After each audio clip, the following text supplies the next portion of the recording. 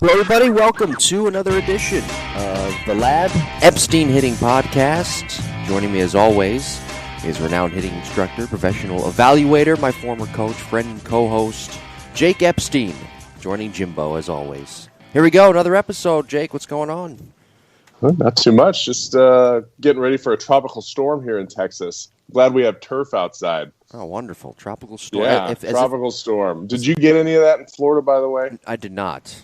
Okay. I think it's heading our way. Not too bad, but, we'll get a little rain here today. All right. Good thing we got 8,000 square feet of indoor space to get our athletes trained in. That's right. That's important. We talk about that every week.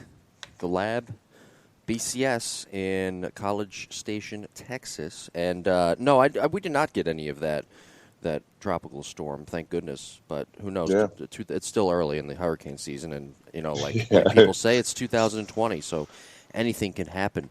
By the way, I don't know if you know this, you've been busy and whatnot, but this past Tuesday was the 44th anniversary of Hank Aaron hitting his 755th career home run.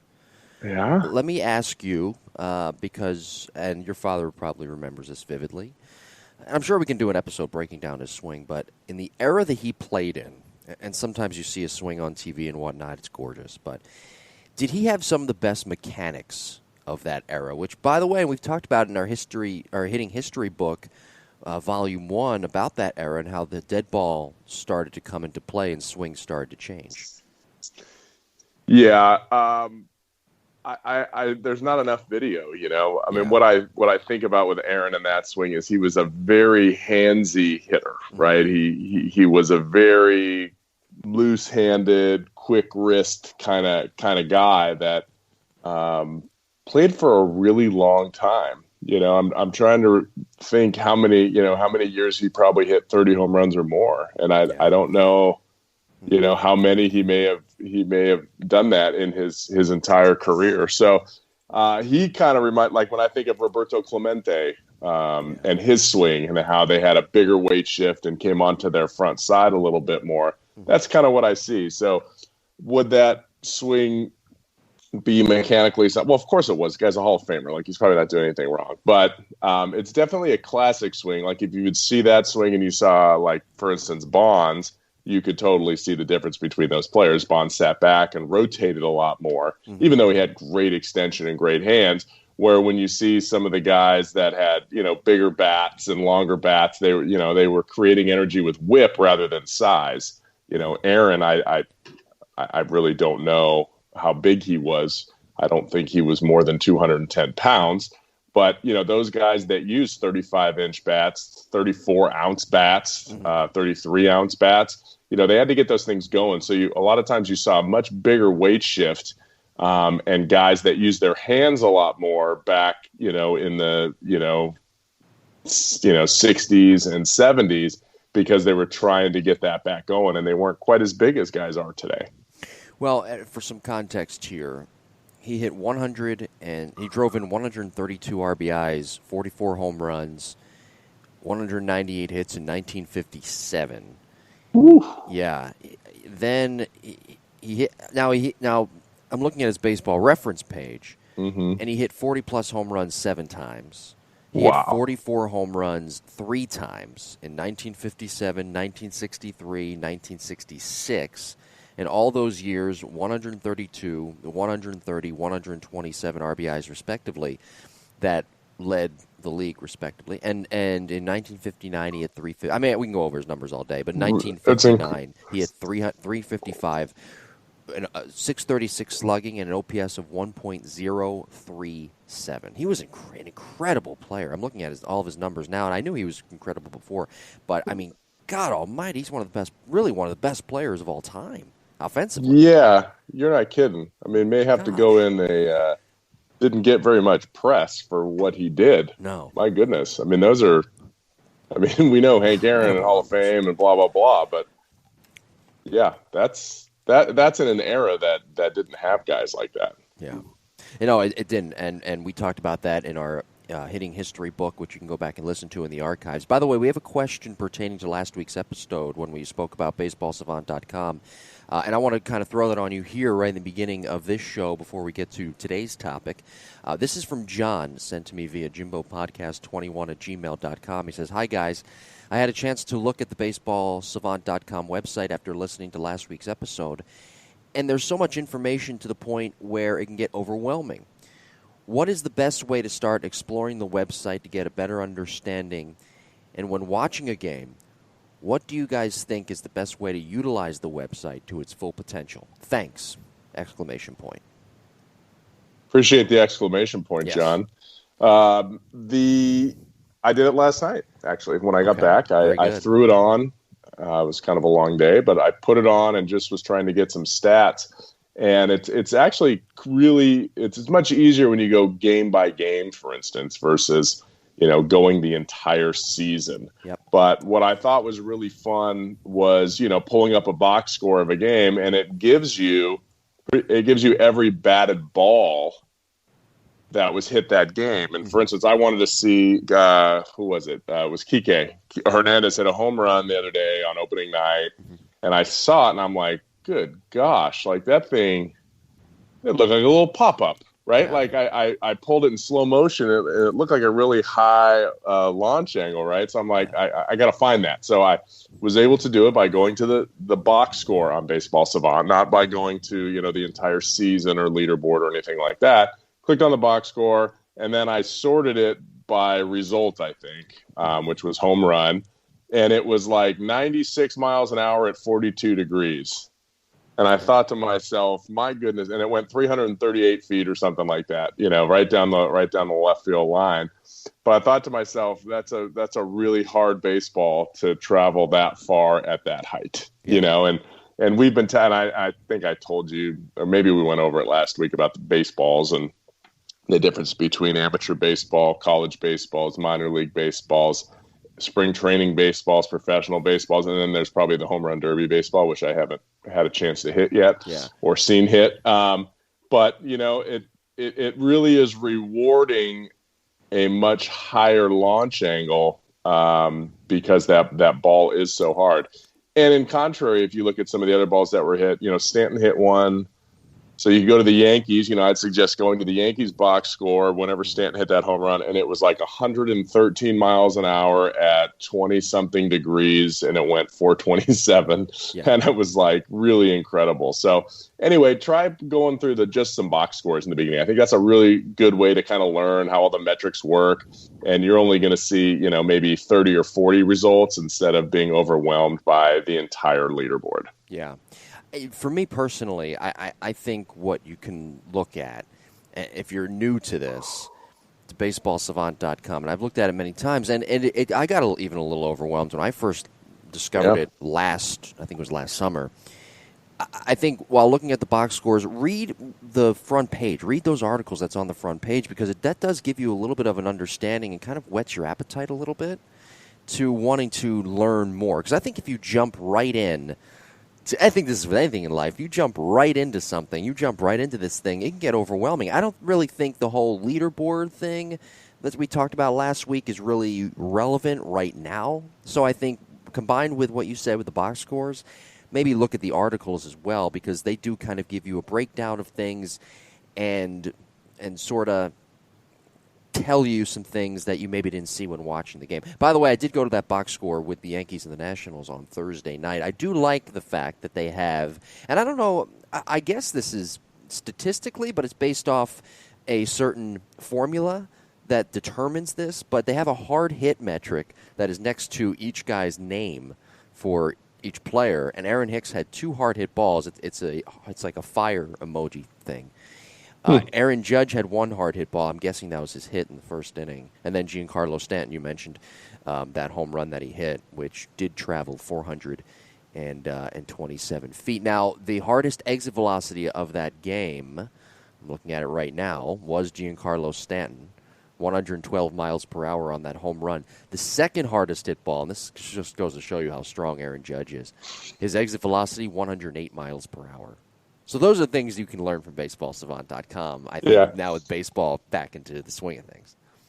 And sometimes you can see, I don't know if it's available now, there'll be a video next to it. This season's different, but a lot of times you'll see the game video clip next to it, and you can see what that hit actually looked like, in contrast to the results that you're seeing there. Because 108 miles an hour, that could have been a ground ball, where most people are going to hit that 98 miles an hour. Yeah. It could have been a two-hopper through the infield. It was. So you never know. Yeah, was it? Yeah, and you look at, that ball Stanton hit, that's silly. Like, to hit a ball that hard and that high is, and I told you, I saw a ball hit like that in college last year at 110 at about, it was actually it was much less than that. It was like a 17-degree launch angle home run right at Vanderbilt. So for that ball to be hit harder than the ball I saw and higher, that's even more difficult to do because you're not hitting the whole ball to hit it that high. No pitch is coming in at 27 degrees or whatever his launch angle was. So he cut that ball a little bit to get it in the air. And to hit it that hard, that's a strong human being right there. Yeah, it was a fastball that he turned on the inner half from Max Scherzer, who, by the way, I know he didn't have the greatest outing the other night, but is that guy, I'm giving him the kiss of death. Is that guy ever going to slow down? I mean, really? He's still... That guy's got a different motor. Yeah. He's got a different intensity level, a different motor. Yeah. I got to meet him last year. I guess that was 2 years ago now. When I was coaching at Mizzou, they retired his number and stuff. And what a fun guy! Like, he was after me, obviously, at Mizzou, but he's intense. Yeah, he is an intense guy when you see him. He's just a regular guy when you see him on the street or have a conversation with him. But that guy, 30, 40 minutes before the game, it reaches a new gear. Yeah, which you can't teach. Some guys have that and some guys don't. All right, topic time. It's the first volume of our player development series, talking overall player development when it comes to an organization developing their hitters. Let's give you the hierarchy for context. There's the farm director, the assistant farm director. This is, I assume, most organizations. And then you have the coordinators and coaches. Now, to the best of your knowledge, let's just open it up here broadly. What goes into developing hitters to hopefully get to the big leagues one day? A very broad question, and we're going to dissect, but just overall, in your opinion, what gets these guys to the big leagues? I think the minor leagues is a platform for players to get better and to maximize their repetitions. And I think since the beginning of time, that's kind of how the minor league started. It was, hey, let's get these guys, 4 at-bats a day, for 140 games, 145 games, and let's see what they can do. Let's see how they can develop. Now, there's spring training where you do your drills, and there's, PFPs, and you do your defensive work and you do your base running work, and there's early hitting, where you're working on specific models. But day in and day out, it's about competition. It's about facing a guy trying to get you out, and you can't really put a number on that because, players go to college and they practice a lot. There's a lot of practicing. There's a lot of bunt defense. There's a lot of bunt offense. There's a lot of first and third. There's a lot of relay work. There's a lot of fly ball priority every single week, every single day.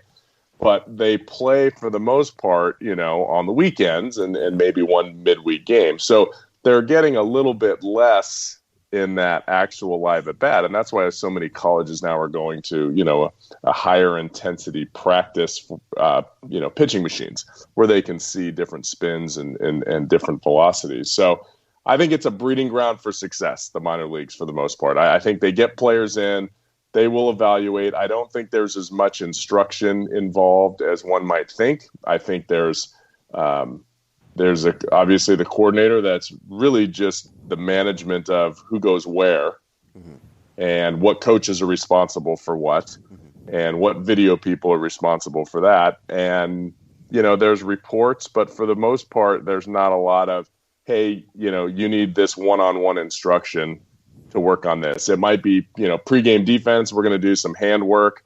We're going to do some footwork. And then for hitters, it's, show up early and do a few drills and hit. But for the most part, it's just getting out there and playing. And if you succeed, you move up. And if you fail, you're gone. Yeah. Well, the Astros have come into the news in recent years, for better or for worse, about their player development system, about implementing not just analytics, but a lot of data that's helped players sort of figure certain things out that they couldn't without those things. I've read stories about teams and how they have individualized programs for certain hitters, Ryan Mountcastle being one with the Orioles a couple of years ago. I've heard stories of even farm directors, assistant farm directors sitting inside the dugout during some games as well. So it's sort of all really different with different organizations when it comes to developing certain players, I think. But the Astros, speaking about them, they came up with the idea in the last couple of years of maybe just getting rid of certain teams and having an academy to get players kind of indoctrinated to their organization before sending them out to one of these towns and playing, say, Class A, Advanced A, whatever. Are you for that, or are you of the mindset, maybe the old school, nothing wrong with that, but the old school mindset of maybe let's just get them to where they need to be in rookie ball, short season. We've got our plan in place, and let them get as many reps in-game reps as possible, rather than being at an academy. It depends on the age. I don't think college players really need to go to an academy. I think that's how the international stuff is set up. Yeah. These guys sign when they're 16, and they go to usually the Dominican Academy. So regardless of what they're from, Venezuela or Panama or Curacao or wherever they're from, they're going to end up at the Dominican Academy, and they're going to learn the game.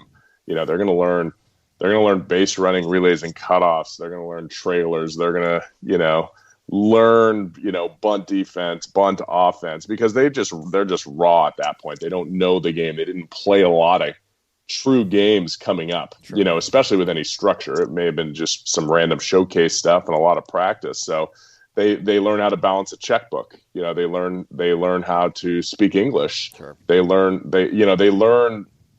traits to help them be successful once they come to the United States, which is usually when they're, about 18 years old. So they'll spend a couple years at the Dominican Academy. Then they'll come into the spring training complexes and be acclimated there with rookie ball or extended spring training, something like that, before they're sent out. So I think there's a pretty good platform of that.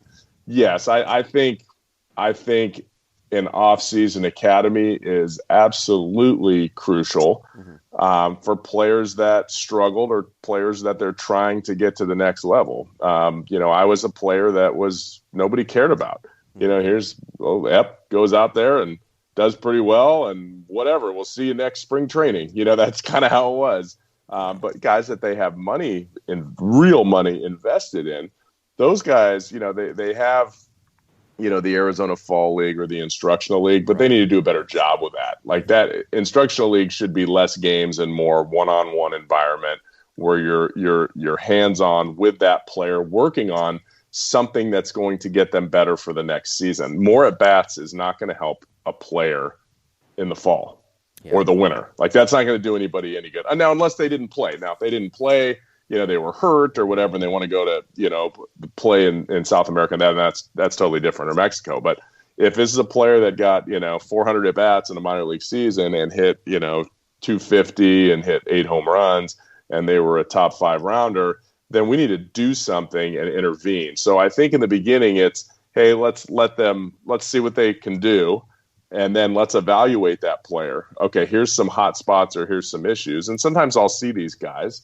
that come through my pipeline, minor leaguers that struggled, and maybe we'll create a plan, and then it's up to the player development to implement that plan, they come up with that plan if they want to. But that's when it needs to be done. It needs to be done November and December, or, even October, November, December, something like that, to really get them jump started and on the fast track to that next level. Otherwise, it really may or may not ever happen for that player, and you've just invested, $1 to $5 million in them, and now what are we doing? Now we're taking up roster spots. Yeah, that makes you cringe, though, doesn't it? When you hear that you invested this amount of money in them, and it's just not going to happen. It's like who was it? Mark Appel, was it, from Stanford, #1 overall pick, and just Shut it down. Yeah, couldn't get past AAA and just said, you know what? He even said it's not working for me. How do you think, you mentioned the hitting coordinators, how do you think the role of a hitting coordinator has changed in recent years with all this new data that's been implemented and whatnot? There's so many different branches. Yeah. And they can, figure out so much faster what kind of hitter, this guy will be. Is he controlling the strike zone? So I think a lot of it makes it so much easier on a coordinator to manage, I don't know, what do we got? 60 position players, in the minor league system. They can really get in there and be able to, tell their coordinators or their hitting guys or their rovers or their hitting guys at that certain level, hey, let's keep an eye on this, and then report back to me on what he might be doing or not doing. What kind of BP is he taking? Is he launching balls lower or launching balls higher? What does it look like? Send me those reports. It'd be great to be the hitting coordinator and be able to log into a Rapsodo or Hit Tracks, every day, or more importantly, a TrackMan on the field. Even a TrackMan during BP on the field would be really useful. So I think it makes it so much better for the Rovers and the coordinators because now they don't have to be on site every single day. And then those coordinators, they get tired, man. The Rovers get tired. That's a lot of time traveling. Sometimes you're on a bus with the team. Sometimes you're just flying from town to town. But now you can really maximize your time and create plans and monitor those players that, you're looking into. And again, you're monitoring it during the season. You're monitoring it live. Is that really helping the player? Can a player in July, I guess it doesn't really work, but can you, in a normal season, can you look at a player, their first month and a half, okay, this is what they're doing. Can you make a change in July? No would be the answer to that. You're not going to make a mechanical change in July. You got to ride out that season. And that's why instructional league or having some kind of instructional camp in the off season is crucial. You mentioned TrackMan there.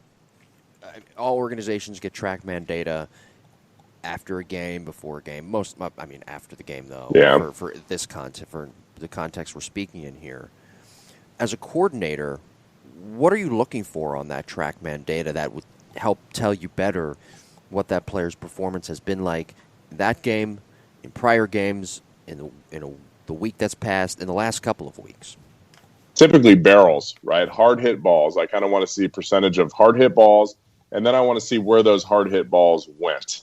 Like that's the main thing I want to see. I want to see a trend, and then I want to compare that to when maybe they had a 4-game stretch where they're hitting the ball really well, and then maybe a 4-game stretch where they're not hitting the ball well, and then I'll take that information and then I'll look at videos and see if they're doing anything approach-wise differently. Are they taking more pitches now that they're not? Are they getting deeper in the count now that they're not hitting the ball well? Are they seeing more breaking balls? Whatever it is. Okay, these breaking balls are leading to that player rolling over a little bit more. Okay, that player needs to go and do some rhythm work. Let's work on slowing rhythm. Let's work on, seeing the ball a little bit longer, making sure he's not jumping, make sure he's maybe sitting into his back leg a little bit more to help him with those off-speed pitches. So it all kind of starts with hot and cold zones and hot and cold times. Yeah. And the other thing I'm going to look at is where is this player, having the most success? Like, are they having the most success on balls to the opposite field or to the pull side? Because a lot of times guys should have more success, obviously, to the pull side because they hit the ball harder the pull side. But if they have a swing plane issue, they might have a high exit velocity on balls to the pull side, but they're launching it too low. So then that tells me that there's some kind of a swing plane issue. And then obviously I can trace that back to is something happening at launch. I can look at video and kind of see what the problem is there.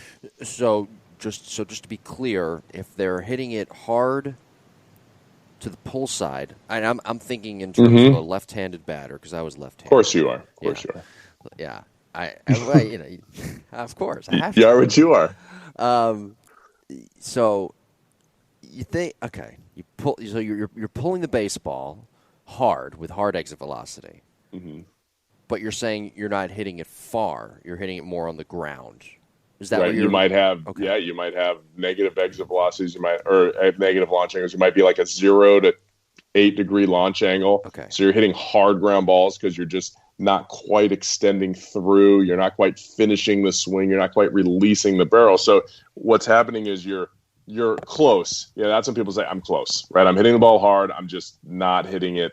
I'm not elevating it. Yeah. And usually what players will do is they think they're early. Like, I just hit this ball to the second baseman, a one-hop laser, 110 miles an hour. I'm early on that ball. I got to wait longer. So now all of a sudden they wait longer and they become defensive and they start, hitting balls to left center, but they're only hitting those balls to left center, say at 98 miles an hour, 95 miles an hour when they square it up. So what's happening is you have to look at video and you have to be able to explain. You have to have somebody that can properly explain to that player why that 110 mile an hour ground ball to the second baseman isn't bad. Yeah. Right? It wasn't a rollover. It wasn't that you were early. It was that this happened with your barrel. You didn't, you extended, you went up to your follow through too soon. Your top hand flipped over just a little bit. Let's fix that little problem instead of changing a whole timing issue that you think you have. And now all of a sudden the next at bat, that player's good versus 2 weeks later when they've tried different timing mechanisms and things like that to fix, why they might be hitting ground balls to the pull side. How many times do you encounter a player who thinks that it's a timing issue or thinks it's a bigger issue when it's just a small issue, like you just mentioned, with the 85% of the time? Yeah, my timing's off. Right.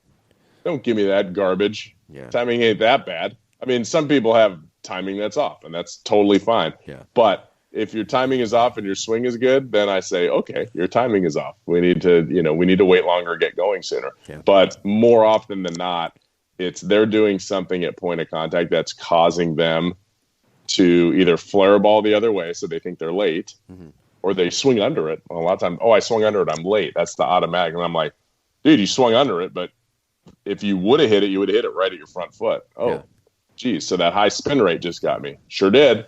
All right, let's fix our top hand. So everyone kind of reverts to timing. I'm early and I'm late because that's probably what they've heard their whole life.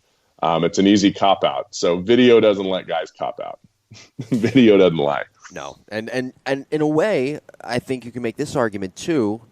Data also doesn't lie. It could be deceiving the way you look at it, but I don't think data lies either. Yeah, that's a whole other conversation for the world we live in. Yeah. Well, coming up, we're gonna talk a little bit more about how to get players indoctrinated into the system on the hitting side. What can coordinators and farm directors maybe do a little bit better and maybe tinker with in their plans? We'll talk about that coming up. Let's take a break and talk about the Online Hitting Academy at EpsteinHitting.com. With Epstein Online Hitting Academy, you receive interactive coaching, a customized training plan, and in-depth video analysis of your baseball mechanics. All of the packages feature video annotations and weekly training plans done personally by my friend and co-host, Jake himself. I was looking at some sample annotations, actually, earlier this week when prepping for the episode. Very informative, of course. The dashboard demo is absolutely tremendous. It helps you literally keep track of your progress and hold a player accountable, which I think is brilliant. Players need to be held accountable, and in this digital age, that's the way I think to do it. And they're so used to, having a device and having that technology at their fingertips that it helps them stay accountable, that Uncle Jake is watching them, and making sure they're doing their drills properly. I just did a couple of my students from California. They're twins, so they always have to put their name, keep the name embedded on the video that they upload to me, so I don't call them by the wrong name, because I think I did the first time. So no, the Online Academy it really is. I mean, we've been going strong 5 or 6 years with that guy, and it's just a great way to communicate with players, and players that do their own work, players that stay in the academy. And I think I have some that have been in the academy since day one, still 5 years later, but they do it themselves. It's not their parent pushing them to do it. They want to hear the feedback. They want to please me as their instructor. And it's just, I don't know, it's been a wonderful project that we put together a long time ago, and the players see the results from it. So they stick with it, and they get better every single week that they send in videos. So sign up now and relax knowing that there are no long-term contracts. Always good as well. You can cancel at any time. The program is ideal for both baseball and softball players. Epstein Hitting works with players of all ages as well, and they develop hitters as young as 7 years old, high school, college, professional hitters. And don't forget, I want to make this point. It's very important. His father, Jake, his father, Mike, received the only letter of recommendation from hitting instructor Ted Williams, the only one he ever gave out. People don't know that, and they should. So the Epstein family, they know hitting. I know from experience and how to develop a player's swing. So for more information, be sure to log on to EpsteinHitting.com and click on the Online Hitting Academy tab. We're talking today on episode number 14 of the Lab of Overall Player Development when it comes to a professional hitter. Be sure to like and subscribe to the podcast. New episodes every Monday at 9 a.m., wherever you get your podcast. Our YouTube page at Epstein Hitting on YouTube. We have full archived episodes. Clips are being uploaded as well from previous episodes. Like us on social media at Epstein Hitting on Instagram and Twitter, at Jim Tara, and of course our email address, our show email to pass along your questions, jimbopodcast21 at gmail.com. And speaking of going back in the archives, I suggest listening to the differences between philosophy, style, and absolutes episode. We discussed some absolutes in the swing. I subscribe to the principle of a player who is drafted to have certain absolutes that could take them to the game's highest level. Is there a second layer to that? Are there more absolutes that a player may have when signed and entering a system? Absolutely. Attitude, work ethic, and pride in themselves. I think, there's some unseen numbers that go into the equation when hey, here's a great athlete. He's a 60 with his speed. He's a 70 with his arm. He's a 60 for power and 70 for, whatever his average and fielding. But is he lazy? Do people like him? Is he going to be a leader, or are his teammates going to root against him because he's a jerk? There's a lot that goes into that. Like, if you have a player that people like, he's going to make players around him better. And that is crucial when you're spending a lot of money on a guy. We have so many interviews with players pre-draft, getting to know them as a person and background checks on what he is. And I remember way back when, this is totally a long time ago, but when I was growing up with Eric Chavez, we'd have, we'd have a Saturday game in high school. Do they even do that anymore? I think they do here in Texas. But we'd have a Saturday morning game, and all the scouts would be there. And where would the scouts sit? Right behind all the girlfriends. And they wanted to know what everybody did Friday night, and if they were with their boyfriend Friday night, or if he went home early. Yeah. And I think that that's a big part of when you're investing in this, first, second, third rounder sandwich pick guy. What kind of person is he? What kind of leader could he possibly be? And most important, what kind of work ethic does he have? It just took me back to the movie Moneyball, when the scout in the meeting room says, he's low confidence, he has an ugly girlfriend. Hey, as much as you can tell me, what are those pre-draft interviews like? What kind of questions are asked? They really just want to gauge, for signing, they want to gauge interest. They want to gauge, do you want to sign? How much is it going to take to sign? This is the kind of, person we're looking for. Do you fit that mold? This is what our organization is like. This is what you can expect if you were to sign with us. But deep down, they're trying to get a sense of, what is that player like? Is he an outgoing personality? Is he a real quiet guy? What kind of leader would he be, if he was in the clubhouse? So they want to get that feel for him. And then they do, they have vision tests that they'll put them through on this computer, different things, or personality tests that these players go through pre-draft. And it's pretty extensive. And you know what? You got to do your work. If you're going to make an investment, you should do your work and kind of get in there and find out as much as you can about, the said player, and talk to the coaches about their work ethic and, so on and so forth. There's a lesson in this, kids. You have to interview for any job that you want in life.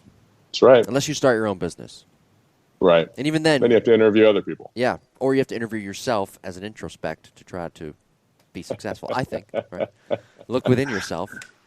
That's right. So put yourself in a coordinator position. What would your plan be for indoctrinating a hitter into the system? How would you go about it? So what I would do is I would let that player play, and I would record data from that player. Okay. So I would record, I'd get some during spring training, right? I would get some or before I would like to, but I would get some, a little bit of hit tracks data, a little bit of Rapsodo data, a little bit of blast data, maybe 200-300 swings of information from this guy. And then I would have a bunch of video, and then I would talk to that player. What kind of player do you think you are? What kind of pitches do you see? What kind of pitches do you think you'll see? And just get an idea of what this player, what's going on in his head when he gets in the box or before he gets in the box. I want to know what's going through there, because you may have a player that's just, I don't know, I'm just looking for a ball to hit, and I'm going to swing hard, and okay, that worked really good in high school. Okay, so now let's start to build maybe on the mental side.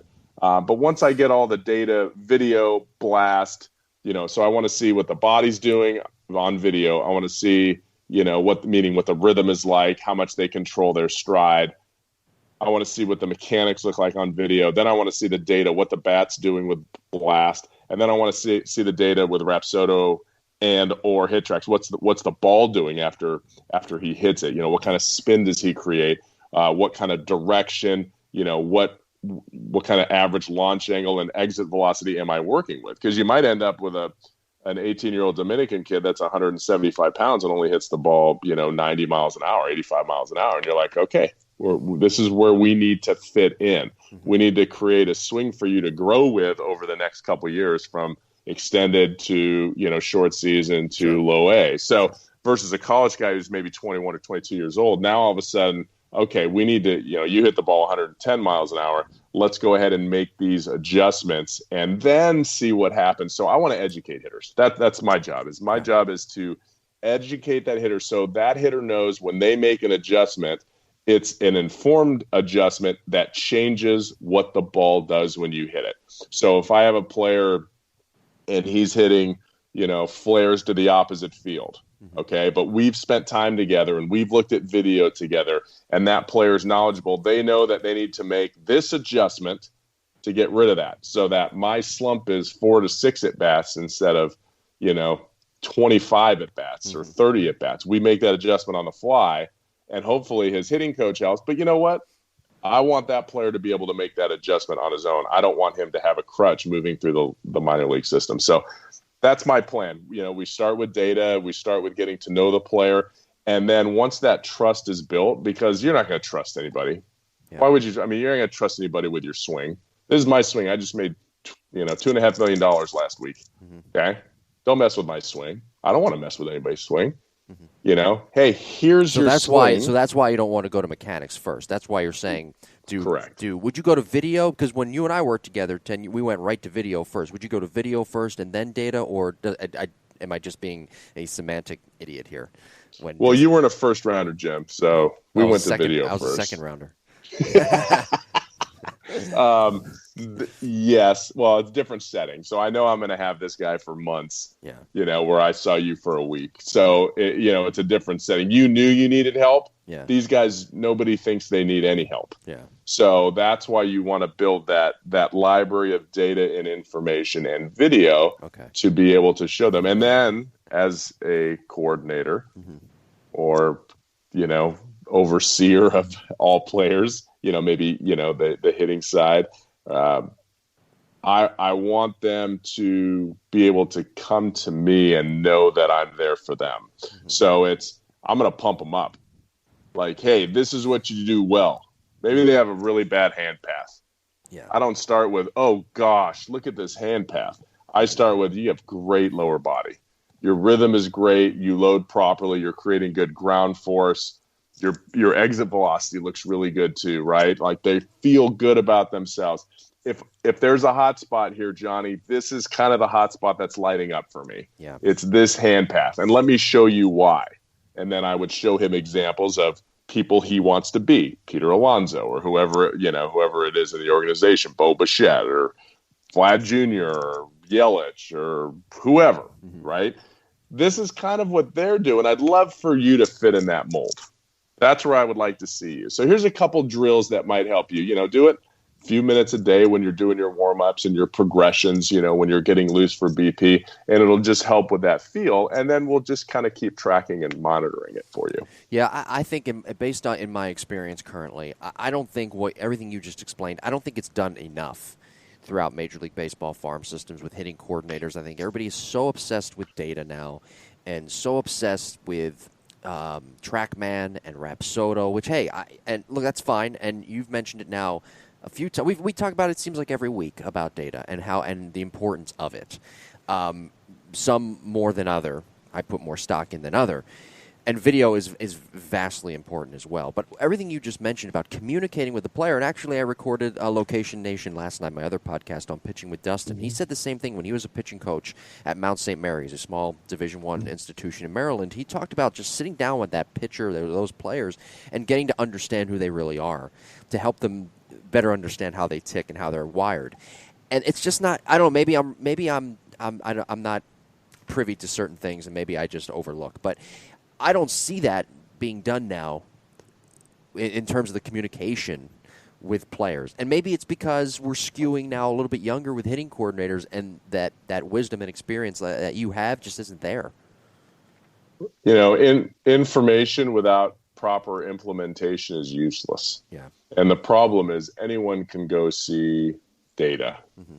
How do you properly utilize that data to make changes?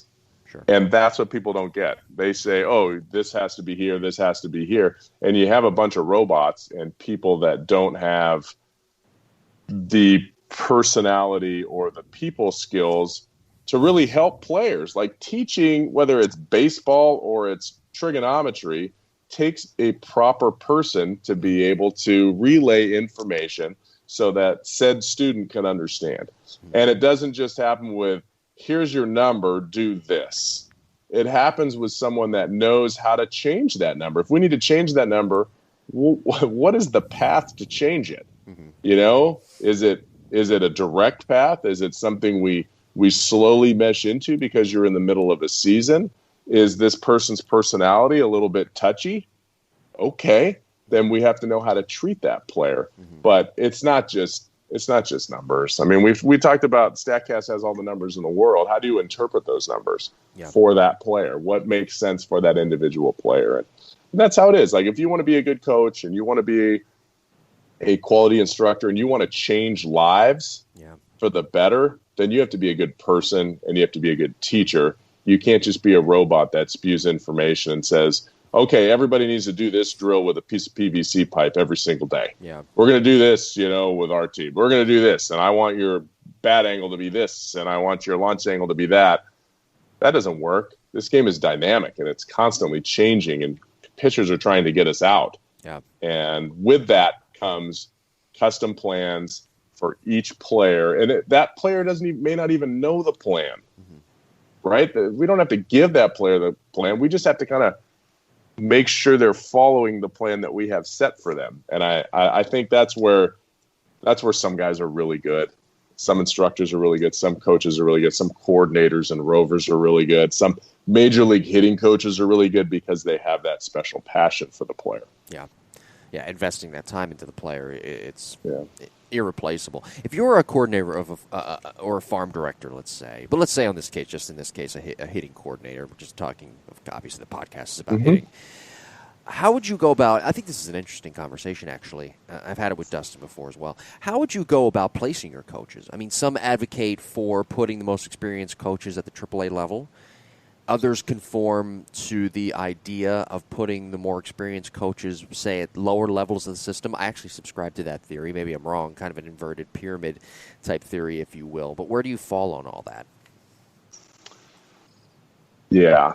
Tough question. I know. It's a good question. I just have to be careful how to answer it.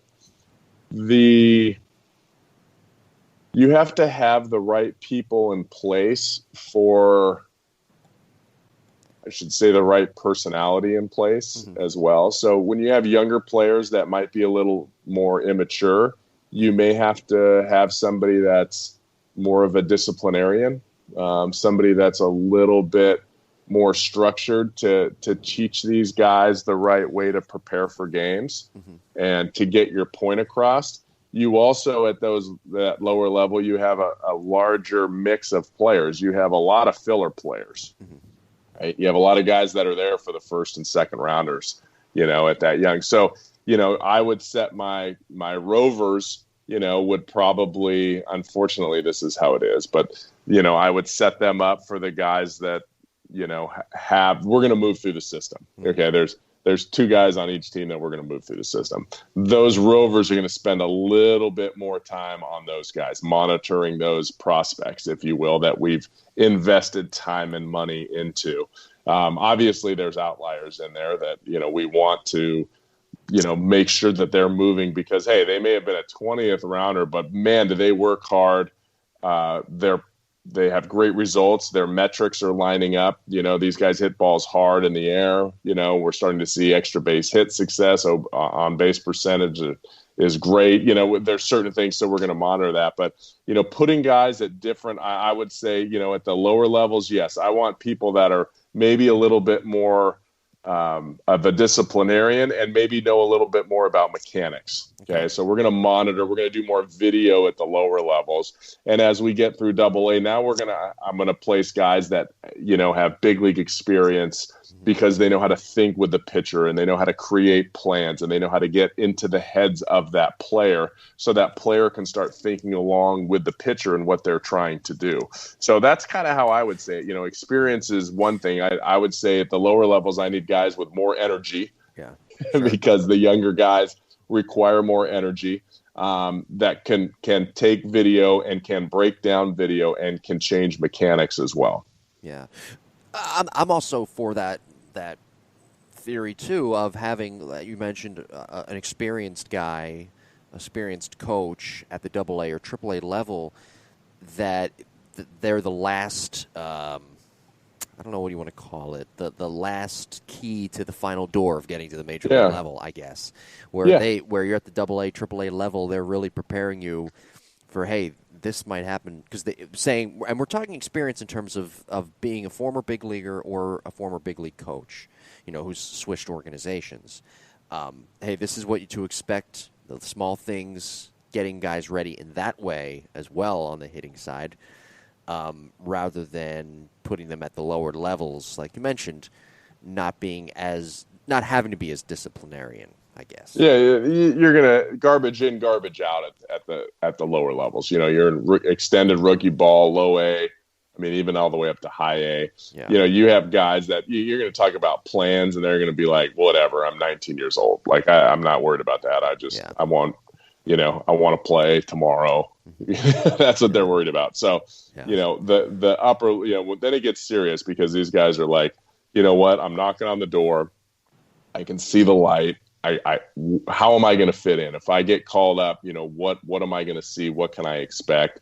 And that's why it always takes, we've talked about this before, it takes a couple times going up, back down, up, back down, up, back down. Usually the third time, all of a sudden they feel like they belong there and they're going to be successful. They're comfortable. So if you can have guys prepare them for that, maybe that journey from the minor leagues to the big leagues won't be as daunting for them and they'll be more comfortable once they get there. How do you go about, as a hitting coordinator, implementing and getting players to understand data and how useful video could really be? Because I don't think players fully understand that. They certainly understand the numbers in today's generation that's coming up, but I don't think they understand how to use those numbers. They just want to hit a certain metric. So how do you change that mindset? It depends on the player, because some players will want to understand that and some don't. Yeah. But yes, they need to understand why. They need to understand different parts of the swing, because, oh my gosh, I remember, was it 6 years ago? I sat down with a bunch of the Giants players before a game, and everybody's looking at video, right? Everybody's got a laptop out looking at video, and I'm asking them, what are you guys looking at? Oh, look, I was balanced here. Balanced win. And the swing, the follow-through, the stride, yeah, it was balanced. oh, look here, I was late on this one. No, you weren't. You dumped your barrel early. Oh, I rolled over this one.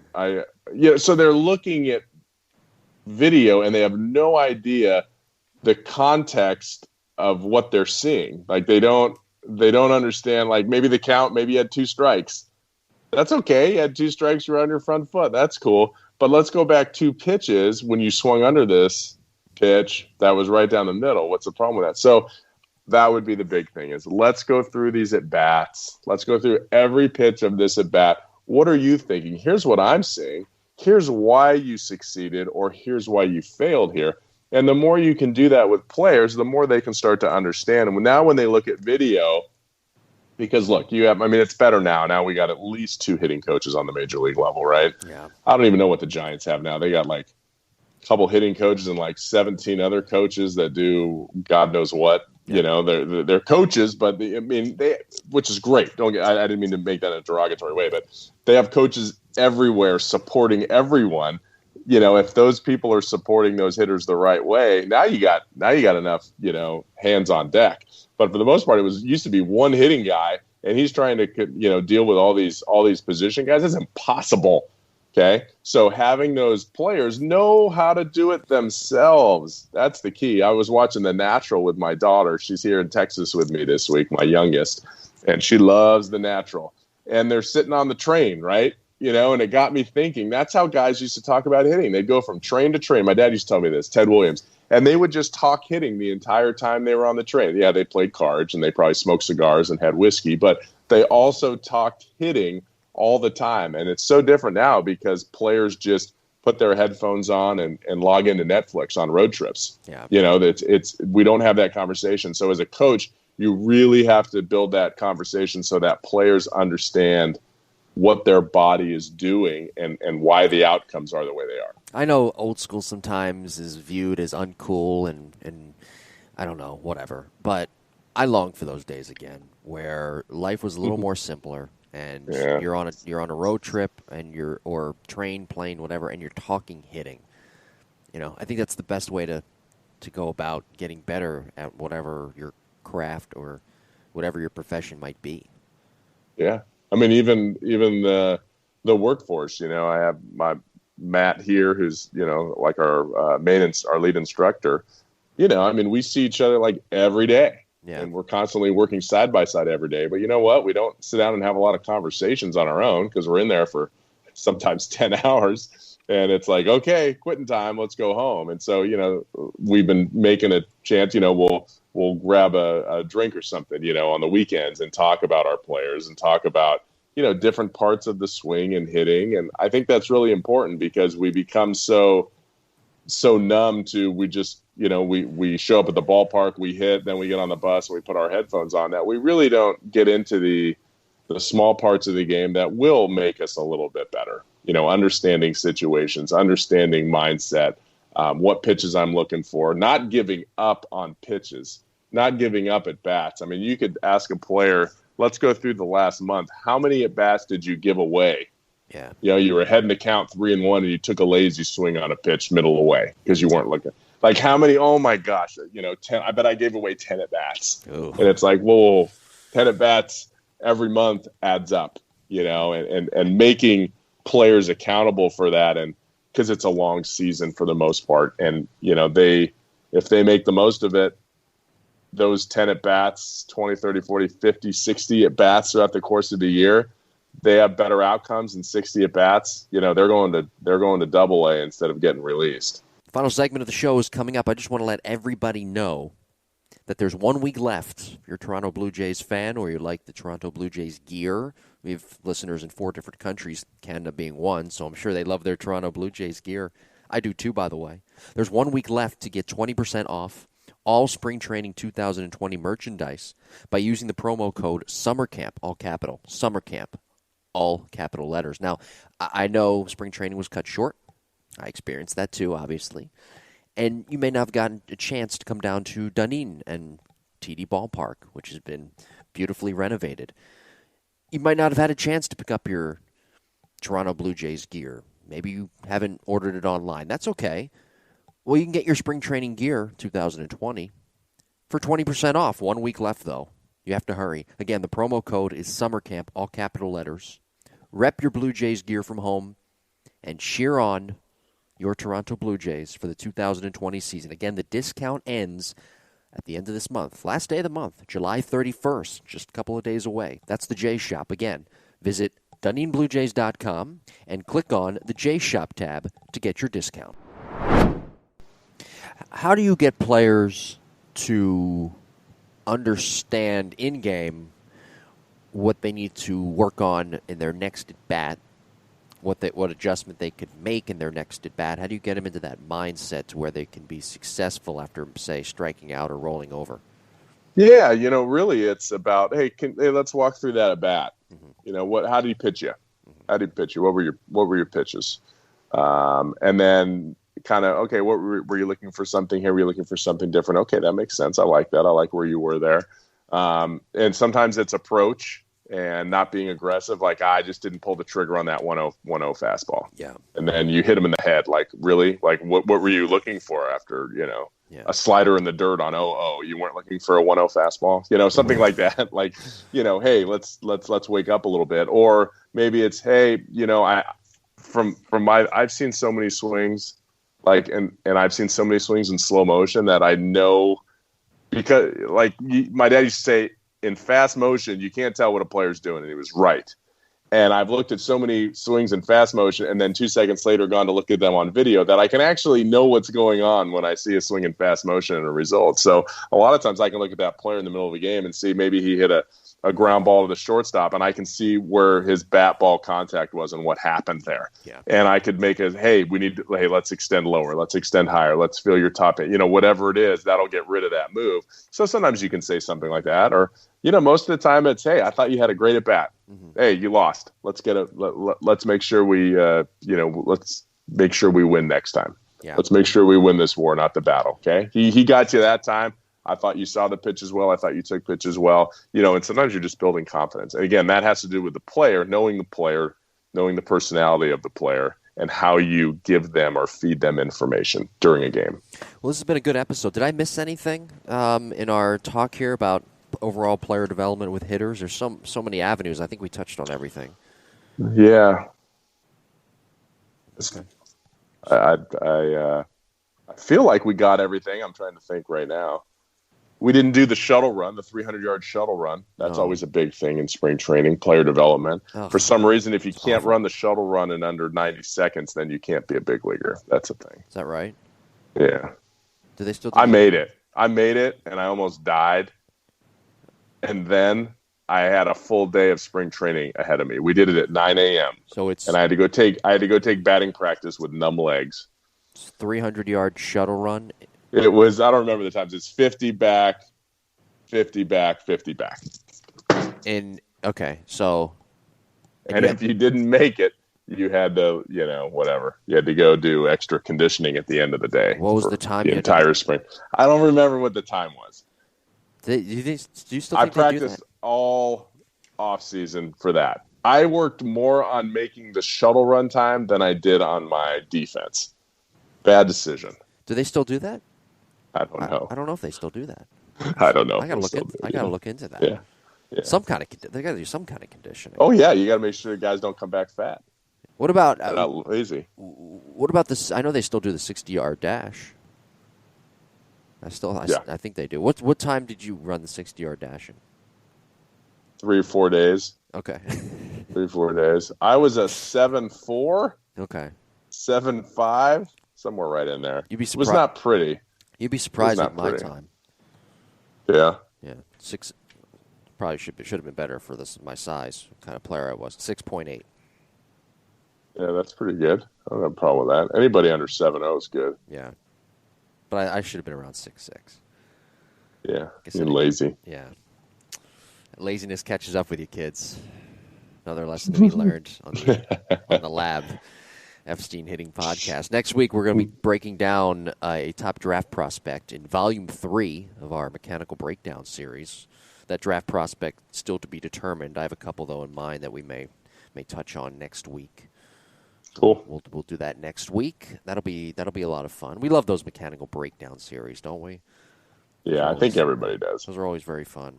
Yeah, we've gotten good listenership on the Yelich one, on the Bryce Harper one, and next week we'll be doing a top draft prospect that was just drafted and probably signed with their respective organizations. So be sure to like and subscribe to the podcast. Our YouTube page at Epstein Hitting, full episodes that are archived are up there. Also follow Ep and I on Twitter and Instagram. Easy for me to say. At Epstein Hitting and at Jim Tara. Thank you very much for listening, everybody. Enjoy the Major League Baseball season. It's back. It's back. Everybody's excited, I'm sure. The rating for the Nationals and the Yankees the other night, 4 million viewers. Take it for what it is. It's pretty good. Yeah. It's pretty good. We'll see you next week, everybody. Take care.